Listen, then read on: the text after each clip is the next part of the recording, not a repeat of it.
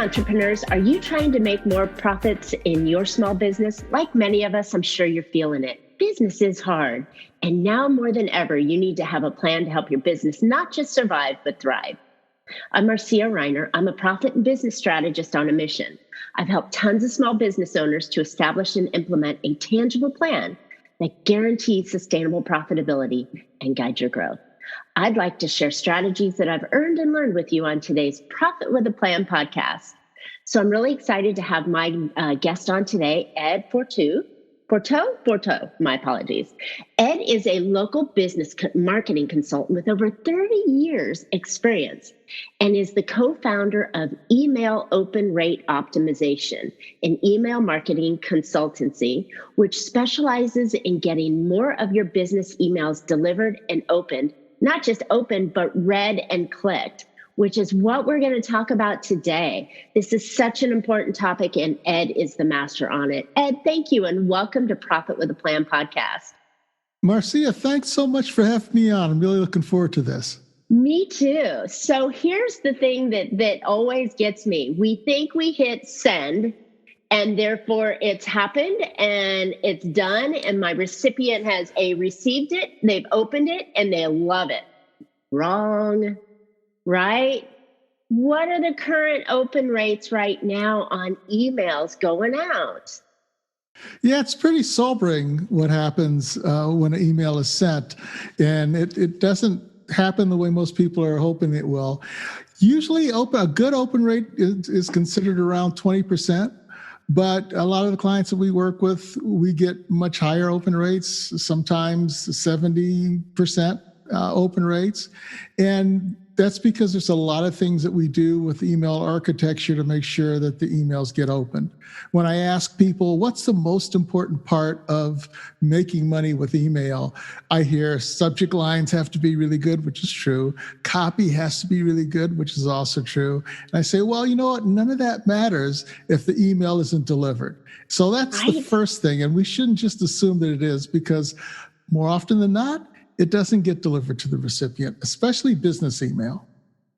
You know, it is such a hidden truth in email marketing. And first of all, I mean, I think we should step back. I probably jumped the gun a little bit with your question, but come on, let's just make the assumption and pull the elephant into the room. Email marketing is absolutely required for your business, correct? It is. It is. If you think about it, it's the number one communication channel that we have with people. When you talk to consumers, how they want to interact with businesses, over half of them want to hear from businesses via email. There was a study done by McKinsey & Company that showed that email is 40 times more effective at acquiring new customers than social media. Those numbers are a little bit deceptive, but it shows how important email is as far as doing business on the internet is concerned. It is essential. And I was told from one of my gurus that, building the list is essential, but it's not just building the list, it's nurturing the list and communicating via the list. But I was told that every name on your list is worth at a minimum $1 a month. So if you have $1,000 list or 1,000 email list, you should be making about $1,000 from that list every single month. Do you find that to be true?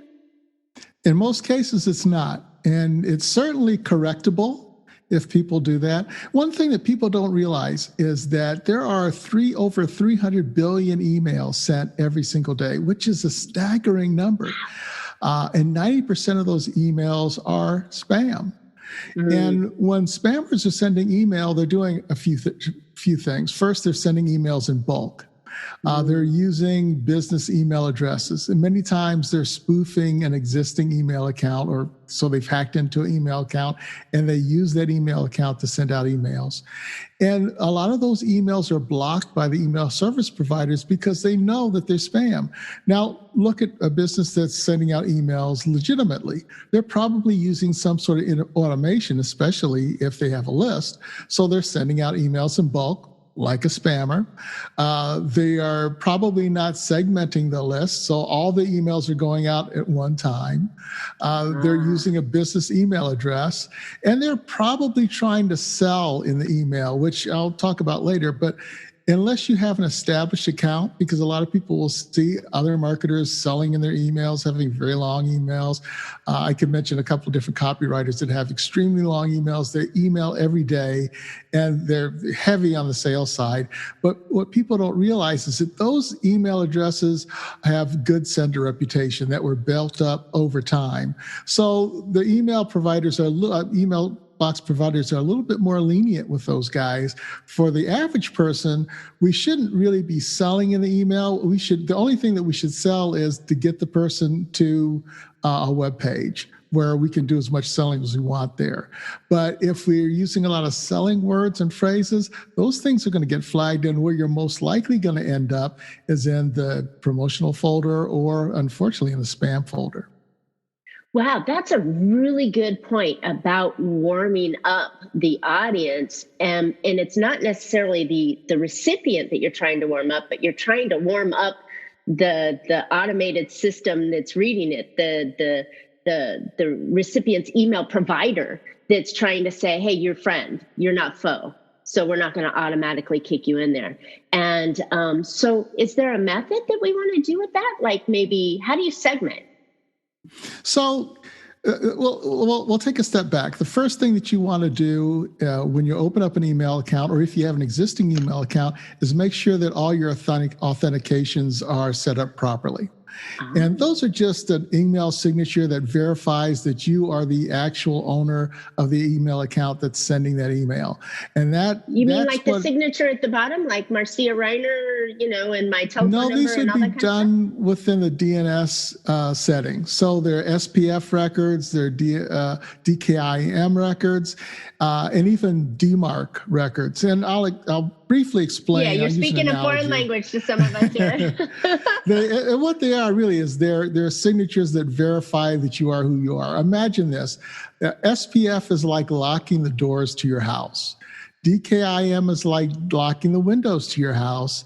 And then DMARC is like having a security system. So if somehow somebody broke a window or got through the door, the alarm goes off, everything gets shut down, at least in that instance. So that intruder cannot do any harm. Now, you can still send out emails, but it blocks that person from doing anything.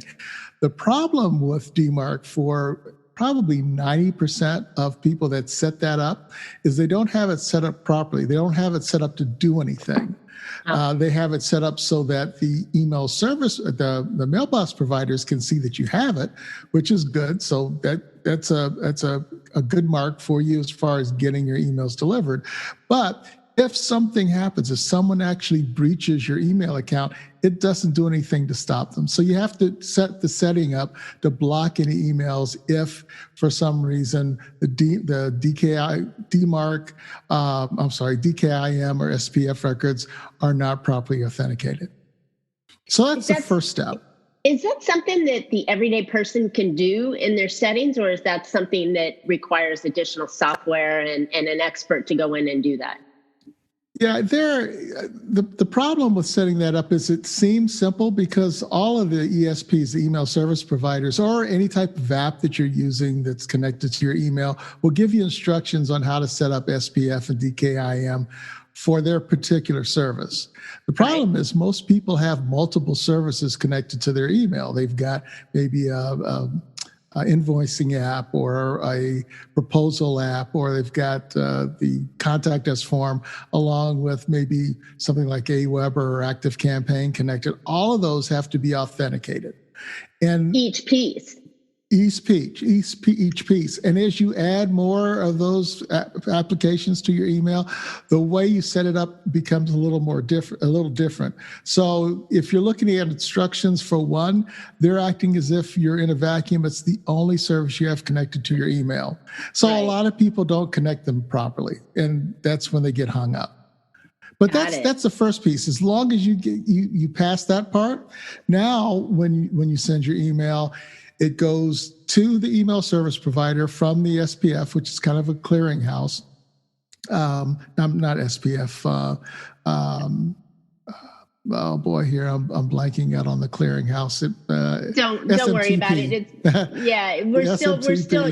you're still talking the technical language on it. But I think the concept is still really visible though, because if you set up that authentication and that you're a real person and a real business doing real actionable sending of the email, you won't get blocked by the other person. So I have a business associate that I do a lot of work with, and I sent out a bulk set of emails and I got blocked by him. And 4 months later, every time I send an email, it has to be approved and I get the bounce back saying it's been blocked. Yeah. So this authentication is removing that challenge that you're going to face trying to do business on email, even if it's a legitimate business. So I'm loving that.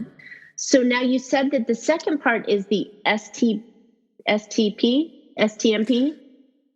So you've got so the STMP. Is kind of the clearinghouse. I have to, all these analogies, see, after a while, all the letters get jumbled. Is kind of the clearinghouse. So think of it as you're sending a piece of mail. You send it goes from your mailbox to the central mail location. It's sorted, and then it's sent to the different email box providers like Gmail, Outlook, Yahoo, AOL. Yeah, right. My daughter still has AOL. Then they go through their own checks, and each one of them are a little bit different. So they're going to look at your subject line. They're going to look at the body copy. They're going to look to see if there are any bad links in there. They're going to look at your past, your sender reputation. They're going to look at the engagement that's happened in previous emails that you sent, whether people opened them, whether they clicked on the links, whether they replied to the links. And if all of that looks okay, then they will forward your email on to the recipient. And that's where you run into the problem that you just had, where it bounced once. So now that's part of your history with that email box provider. And you have to now overcome that, because they're saying, okay, you've had some maybe bad emails in the past that got email addresses that you didn't realize was a bad email address, and they bounced. Or somebody might have accidentally pushed spam, or they got blocked, or it looked overly promotional, so it went into a promotional folder. And now you have to kind of overcome that history with them. Gosh, this is crazy. I thought I hit send and it went. Now I have to know all this crazy stuff to make sure that when I send an email to somebody who's expecting it, that they get it in the fashion. I had no idea that pulling open the curtain to the email providers and all of these acronyms was even there. This is so valuable, Ed. So, all right. So keep talking. Tell me more that I have to do now. Well, once we've gotten past that, and one of the things that people should really understand is when we've looked at a lot of people's emails. My business partner is the lead analyst in the deliverability department of one of the top ESPs in the world, and so he's been doing this for 8 years. He oversees the deliverability of millions of emails every single week. And what we found is that about 25% of business emails go into the spam folder. It's somewhere between 15 to 25%. 25 to 50% go into the promotional folder. And so that leaves 25% or more that are actually getting into the primary inbox. And so when people are thinking, well, this is just too much work, I'll just send the emails, I don't worry about it. There's a likelihood that just 25% of your emails are going to arrive to the inbox of your recipient. And if you're looking at analytics and making decisions based on what your ESP is saying, what your open rate is, they're very deceptive numbers. So you want to make sure you take care of that first. Then you go into the second step. And here I tell people, try to think of how people look at email and think of how you look at email. I probably only open 1% of all the emails I receive. And maybe not even that many. So the first thing I do when I'm looking at emails, I'm looking to see if I recognize the recipient's name. So if I know you, then I'm going to open it. If I don't know you, I'm looking at the subject line. And if the subject line isn't compelling, I'm going to skip and go to the next email. But if you're sending in a sequence, in which I tell everybody to do, if you're doing cold email or if you're sending email to subscriptions, the first email for a subscription is probably going to get opened because maybe you're offering some sort of tripwire gift for somebody, a special report or something They're like that. And they're looking it because they signed up for it, and you sent something and they went, oh, okay, here it is, right? And I'm looking for the thing that I signed up for. But if you're sending cold email, the likelihood that first email is open because they're not subscribed, they're probably not going to open it because they don't recognize you. But the subject line got their attention. Subconsciously now, the second email, they saw your name once, and you've got a good subject line, so then they'll open the email. So there's something called the Twitter effect with email. The first 140 characters are really important. So it's a subject line and that first sentence in the email. So you'll want to use something that's going to grab their attention, not just in the subject line, but also in that first email, which tends to be the preview text for all emails. So now that you've gotten through that part, you've got a really good chance of somebody not only opening your email, but reading it. So those are the first two things you want to do. The third thing may be the most critical. And this is one thing that a lot of people just don't do, again, because it's a little extra work, and that's segmenting your emails. Using conditional emails. And what I mean by that is you start asking people in the email or before they sign up, maybe if you're a man or a woman. So you can do by gender, you can do by age, you can do segmentation by actions that they would be taking, psychographics, demographics, location. But you want to start segmenting those emails as much as you possibly can. So now you're getting the right message in front of the right person at the right time and the right frequency. And that's when you start seeing open rates in the 60, 70, 80% open rate levels because they're very specific to the user. There's another study that showed that half of people would prefer to see emails from businesses that they do business with, but 25% of those people have found that the emails aren't relative to them, and they're not interested, or they're sent in too much of a frequency where they feel like they're overwhelmed. So that the right frequency with the right message is really important. Wow, that's so impactful because it's not just the mechanics of behind the scenes. It's not just the subject line and the copy you have, but it's the frequency and the connection that you're making to your audience that really has that piece going. So that goes back to understanding your ideal client, your avatar, and what they want from you. What are the three things? You make something that somebody wants, and you give it to them, right? You have to understand what they want. You have to make it, and then you have to give it to them. So right. You're doing that in your segmentation or your understanding of your client, how often that they want to see that email. I think the other piece that popped up into my mind was that not only when you're doing this, the frequency, you could be too much, but you could be too far. Sending a once a month email and they're like, who are you? I forgot who you are. Or, it's been a while, and you come up with a couple of emails and they're like, I don't remember you. How did you get my email? 3 months ago you signed up for something, so that consistency is important as well.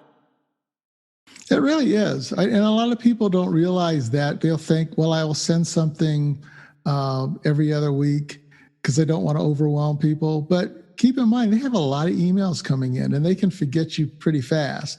Again, other people send them every day, which can be a bit overwhelming. Mm-hmm. And one of the things that we find is that a good way to segment your list right away is customers and prospects. If you have a newsletter that's going out, you can send emails to your customers more frequently than you can prospects. And if you have certain email that's going to customers, they're going to open that email at a much higher rate than a prospect is going to. Which affects all your previous stuff that you were talking about, because correct. they're opening your email. Correct. So that affects your overall sender authority, which will impact your overall open rate, which will end in deliverability. So there's a good reason to segment. Now an example that I'll use sometimes is, imagine you have a shoe store and you have a customer coming in. So you're not just going to sell them every shoe that you have in there. You're going to look and say, oh, it's a man or a woman. I'm not going to sell a woman men's shoes. I'm going to take her over to the women's department. We're going to look at those shoes. Now, what kind of shoe is she looking for? Is she looking for a dress shoe? Is she looking for a casual shoe? Is she looking for a sneaker? So now we've segmented down again. We've decided, okay, I'm only going to show sneakers. Well, do you want designer sneakers? Do you have flat feet, or you looking to sneakers for running or walking? So that's what you should be thinking about when you're segmenting. And the nice thing about pretty much all the email service providers now is that they give you the opportunity to do that. You can tag somebody and move them to a list based on them opening emails. You can tag someone and put them into another list based on them clicking a link by asking a question. They went to a certain page. And so you can really get very specific on the type of person that you have on your list and what they would want. And if you're providing them exactly what they want, they're going to open up the email at a very high rate. And so you're going to see many more sales. It takes a little bit of work to do that, but it's well worth it. Oh, it sounds like it. I mean, first of all, having the awareness that you've got to do these kind of things to be successful, and then really having what the customer wants and providing it for them in a manner. The thing that always catches me is, like, when you start like the Facebooks and the Googles, and you go shopping for those tennis shoes, those sneakers that you were looking at, and then now all the ads that come up are those tennis shoes and sneakers, because they've triggered that in there. But it's the same thing for your client, is that you want to give them what they're looking for. Good point. And email gives you the opportunity to really dig down and get the exact type of item or product or service that they're looking for, and the way they want it and when they want it. So you can be really very effective in selling using email. And one of the reasons why McKinsey and Company found that it was 40 times more effective than social media. And it's mainly because of the specific way that you can market to a customer. You can be very targeted. Let's talk about the difference there between the email and, you gave us all the examples of the things that you need to do to set up for success. But why do people think that social media is going to be that much easier than sending out emails? Is there a method that we're missing? I think that social media is kind of the sexy way of marketing to customers nowadays. It's the most popular way. It's the trendy thing. And they've done a really good job of selling themselves. I was talking to a friend of mine, and we were talking about advertising in general. Advertising has always been a gamble. I did advertising when it was just print media, and it was always hit and miss, more often miss than hit. And even the big ad agencies would tell you the same thing. Most of their campaigns aren't going to be a hit. They're not going to do as well as they expected them to do. Whereas with email, it can be set up really fast. For example, we set up a campaign for a totally new market and got a customer within a week. And it didn't take long. It's a high-paying customer. We're going to go after more customers, and it can be so specific in who you go after that you can go after. We do business-to-business work, so we know what size company we want, what they do, now how much they're doing in volume, how many employees they have, the exact person that we want to target. It can be far more specific than social media, but it can be complicated to set up. And I think that setup part is what keeps people out, where Facebook has made it really easy for the average person to go in and just start running a campaign. And it's the least amount of resistance to getting things But up I and think going. the other flip side is that it's a different mindset in the social world. You have to go in there and disrupt them because they're in there looking at their friends' photos and they're looking for the new sneakers online and they're looking for the recipe of the week and that cute little cat picture video or whatever it is. So they're there to turn off their business. And I think you have to be so disruptive to go, oh, here's a shiny object. I need to go over there and look. And I think that's the challenge that we have. But however, email, they're already in there. It's a business tool. They're expecting certain things. They're not shocked that you popped up in front of their kitty video, because it was intended and it was there for it. It's just making sure that I think you have that, once you get past the technical stuff, you have that subject, that reputation, they're recognizing you, or you're being attractive enough to get them to open it the first time so they recognize you. But I think that you bring up some really good points on disruption, because a lot of people think that email is a bit too disruptive. And you're right, most, especially business email, they get solicited all the time. They're used to that. Versus and it's not so shocking, Facebook. Right. You're absolutely right. Interesting. Yeah, I think that we have to do something.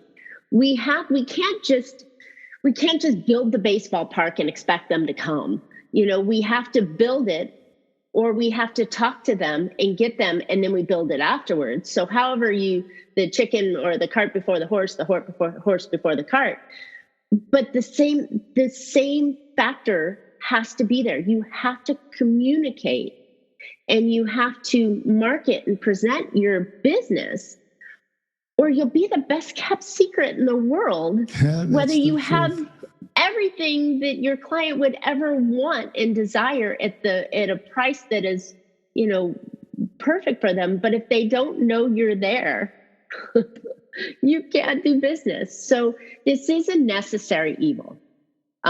Maybe not evil, but this is a necessary tool that I think business owners must master and find a rhythm in, so they can communicate on a platform that their listeners and their ideal customers are using, whether it be TikTok or social media or landing web pages or Google. It's one of many, but it's something that has to be utilized. And email marketing is there. It's long term. It's got the history, and it needs to be used.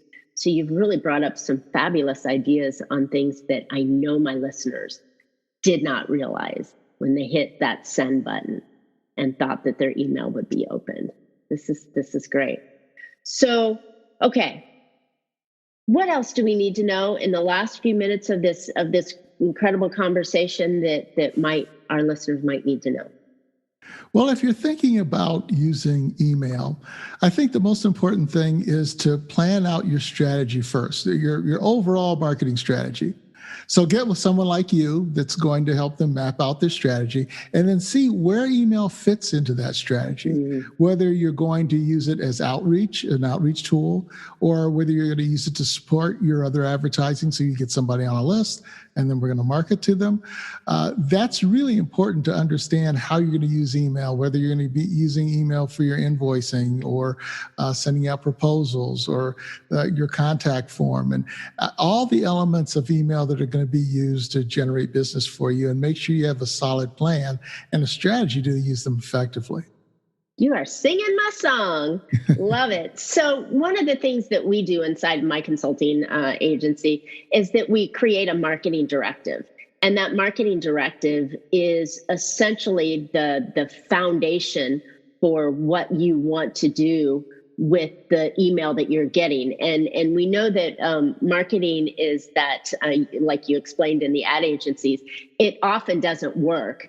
But to increase the success of that, having that foundational piece in place, the plan, understanding your client, what's the goal, where are we sending them, what are we hoping to achieve, and then working it backwards. So when we've done that foundation, people like you and this email deliverability, you get such higher rates. I think that's the magic piece, that going from that, if you're lucky, you're getting a 5 or 10 or 20% open rate to 60, 70, and 80 because you've done the work and you have the pieces in place. So then the methodology or the tool, the email marketing, then works because you've done the foundation. Exactly. Good Exactly. Good Yeah. stuff. The results that you can achieve are almost mind blowing when you set things up properly. This is great. Thanks for throwing the ball back back to me so I can shine a little bit. But yeah, this is really important stuff, having that plan and strategy so that the pieces work together. So Ed, you're amazing. You've opened up our eyes to behind the scenes on how email actually gets delivered. So where can listeners find out more about you and maybe learn some of those tricks and tips, or maybe have you do it for them? Where can they find you? Well, we set up a checklist for your listeners and viewers, and it's at higheropenrates.com/Marcia. So higheropenrates.com/Marcia. And there's a checklist on how to get your emails out of the promotional box in Gmail and into the primary inbox. 27-point checklist. If you follow the checklist, you'll see that you're getting many more of your emails out of that promotional box and into the primary email box. And there's some other things. If you want to stay subscribed, we'll share a lot of other information with you too. It's just, we try to give as much as we can so that you can be educated to do things. And then ultimately some of those customers, those subscribers, ask us for help. Love it. Well, I have a feeling I'm going to be asking for help so I can get out of that guy's block section. And it is here. Email is here to stay. It's not going anywhere. So listeners, I encourage you to take Ed up on this opportunity. 27-point checklist. That's pretty thorough. And get some help. Get some help, because it is an important part of your profitability, is to get that exposure, to get that communication channel open and working in the best way it can. So thanks. All right. Well, thanks for listening today. We hope you found an idea or two that you can put into your business that will help you be more profitable. Like I said, email's here and it's here to stay. So considering what's happened to businesses over the past year, it's now more than ever even more important to be able to create your own profit plan. And part of that profit plan is that marketing directive. And that way you can have a thriving business. So I too have 6 easy action tips that you can put into your business right now that will make an impact. You can go check those out at failproofbiz.com. And as always, we would love to hear your questions or feedback or even ideas for future shows. Please subscribe and comment on today's podcast, because I know Ed and I would love to answer back those questions. And as always, you can catch Profit with a Plan on any of your favorite podcast players. We're looking forward to more great profitable information on next week's show. So until then, make your plans and profit with them. Thanks, Ed. Thanks so much.